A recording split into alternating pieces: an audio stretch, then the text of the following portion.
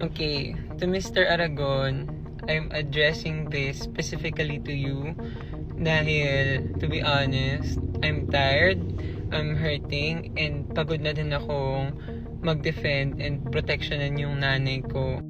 Naglabas na ng pahayag si Sofia Trazona, anak ng dating sex bomb dancer na si IZ Trazona, na humihiling sa kanyang stepfather na si Alvin Aragon na tigilan na ang mga mapanirang salita laban sa kanya. Ayon kay Sofia, pagod na umano siya sa walang katapusang isyong nakasentro sa kanilang pamilya, lalo na sa patuloy na pagbatikos sa kanyang pagkatao bilang bahagi ng LGBTQ community.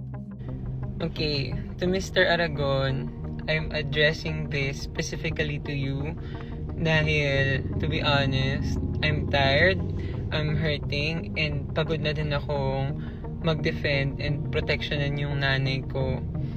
Sa lahat ng mga interview, sa lahat ng mga nangyari din dito sa social media, napapagod na din ako. Gusto ko na din matapos lahat ng to.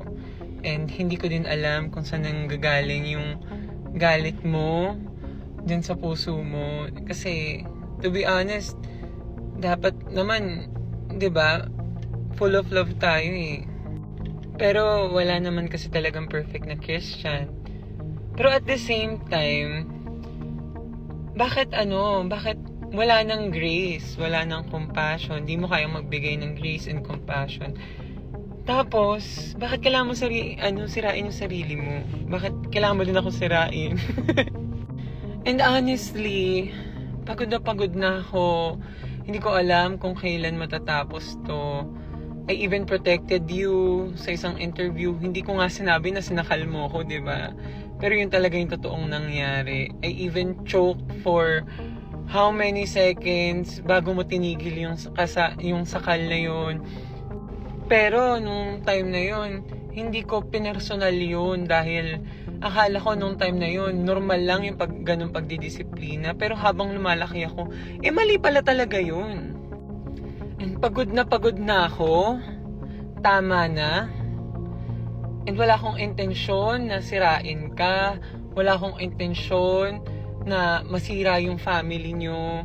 I'm happy for you guys. Susuportahan ko kayo kung saan man nyo gusto mapunta in life, and let's just focus on that. Let's just focus on whatever we wanted to do in life. Ayun lang. Maraming salamat. Matatandaan sa pinakahuling panayam kay Alvin sa YouTube channel ni Chris Rafael, ibinunyag niya ang ilang personal na detalye tungkol kay Sofia na maaaring makaapekto sa imahe nito bilang drag queen at performer. Ipinahayag din ni Alvin na ang paglaki umano ni Sofia sa piling ng kanyang lola at tita ang naging pangunahing impluensya sa pagiging malambot nito na kalaunan ay humantong sa paglaladlad. Tumira si Andre sa akin. Ilan taon siya nun? 8 years old, 9 years old. 8 to 9. Oo, hanggang 10 years old. Hanggang 10. Lalaking lalaki yan. May crush pa nga yan eh. Nag-shoplifter sa 7-Eleven yan. Kinorek namin ni IZ. Minsan, napicturean ko yun. Meron talaga akong anger. Kung nung 7 si Andre, 6 years old, 5, 4, 3, 2, 1, ang nag-alaga si Lola. Babae. Ganun talaga mga lola, no? Kasama pa si tita. Ang mga bata, parang sponge ng panlinis ng pinggan. Sip-sip lang ng sip-sip ng tubig at saka ng sabon. Ngayon, si Andre, ano na sip-sip? Yung pagiging malambot, Nino, ni Lola. Ngayon, si Andre, lumaki kasama si Lola. Nasaan yung tatay? Yung tatay dapat nag-aalaga dun eh. Lumayas yan eh. Nalungkot ka. Pumunta ng Quezon province sa tatay niya. After 2 years, pagbalik niyan, nag-split. Nagladlad na. Pero nung nasa amin, lalaki. Nung umalis, bading na. Pagbalik, bading na. Ano nangyari? Bakit nyo pinabayaan sa province? Sa Quezon? Ba't naging bakla? Wag na tayong magduda. Ngayon, trans na. Tuwan-tuwa pa yung totoong tatay na bakla siya. Sasabihin mo, ang mabuting tatay, yung inaccept yung lalaki mong anak na nagpakabakla, yun ba mabuting tatay? O mabuting tatay, yung nagagalit, bakit ka bakla? Lalaki ka na ginawa ng Diyos. Sino ang mabuting tatay? Si Glock 9, tuwan-tuwa, ginawan pa ng kanta yung anak niya. Yun ba kinalulugod ng Diyos? Palakpakan mo yung lalaki mong anak na ginawa niya na nagpakabakla? Woo!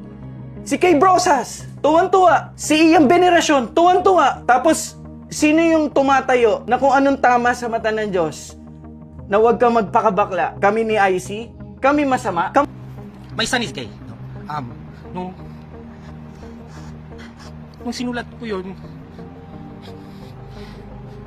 hindi niya pa sinasabi sa amin. Hindi ko alam kung paano ko sasabihin sa anak ko kung gaano ko siya kamahal. Diba? Bilang magulang, kailangan po natin tanggapin ang ating mga anak unconditionally. Di ba? Kahit halamang dagat pa yan o arusep. Kailangan tanggapin. Yun lang po, ganun, I just needed that. Diba? Kasi nakaka-proud naman talaga yung anak ko eh. So, walang pwedeng sabihin ng iba, kundi makaka-proud. Kung ano man ang kanyang gusto sa buhay, so support mo. Kaya naman anak, alam mo naman, whatever happens, I will be here. Sabi niya, I like girls. Tapos sabi ko sa kanya, me also, I like girls. It's okay? Sige, yes. Sabi ko, you can be whoever you wanna be. You know? Sabi ko, naman, bata ka pang, macho mo na. Sa mga videong ito, ramdam ang bigat na dinadala ng mga magulang. Pero mas nanaig pa rin ang pagtanggap at pagmamahal sa kanilang mga anak. Kaugnay nito, naglabas ng reaksyon ng komedyanteng si Kay Brosas matapos mabanggit ang kanyang pangalan sa naturang panayam. Ay, kuya, alam ko, trending ka for how many weeks na ba? O with days, di ko alam. Ayoko siya masalita, kaso binanggit mo yung pangalan ko, kuya eh. Binanggit mo yung kami. Parang kinundinan mo kami dahil inaano namin yung tanggap namin mga anak namin. Dahil members ng LGBTQ. Totoo, bakit ka naman, anong pakialam mo? Ikaw ba na may ambag ka ba na kahit ng preschool? Oo. Nabigay ka ba ng baon? Charot lang. Diba? Kasi meron pang palakpak. Woo! Iba yung galit mo, kuya. Woo! Palakpakan na. Hindi na, in fairness, nung nag-come out ang anak ko at sinuportahan ko, hindi naman lahat palakpakan ako. Marami din naman na makilangilan na. Siyempre, of course, mga katulad mo, hardcore na Christian. Although marami mo kilala din ng mga Christian na may respeto naman. Kuya, ikaw kasi galit mo iba eh. Woo! Palakpakan natin. Magkamagala. Feeling ko, one of these days, makakatingin ka rin ng palakpak. O, sa mukha. Charot. Samantala, umani ng simpatya mula sa netizens si Sofia. Lalo na matapos niyang ibahagi ang umano'y mahirap at pasakit na karanasan noong nasa poder pa ni na Alvin at ng ina niyang si IZ. Gayunpaman, ang biological father ni Sofia na si Michael Navarro, backup dancer and choreographer din noong nakaraang Sex Bomb Round 3, 4, and 5 concerts, ay mahal na mahal si Sofia at proud siya sa anak. Katunayan ay niregaluhan pa niya ito ng makeup kit nitong nakaraan. Sa kanyang pinakahuling TikTok post, inihayag ni Sofia na labis na niyang namimiss ang kanyang ina. Sumagot naman si IC at sinabing namimiss na rin niya ang kanyang anak. Tanong ngayon ng netizens kung pareho nilang namimiss ang isa't isa, ano ang pumipigil sa kanilang muling pagsasama?